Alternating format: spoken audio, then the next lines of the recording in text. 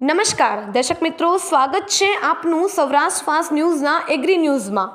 તમને તમારા શહેરના માર્કેટિંગ યાર્ડના ભાવ દરરોજ મેળવવા માટે આ ચેનલને સબસ્ક્રાઇબ કરો અને તમારા ખેડૂત મિત્રો સાથે આ ચેનલને શેર કરો।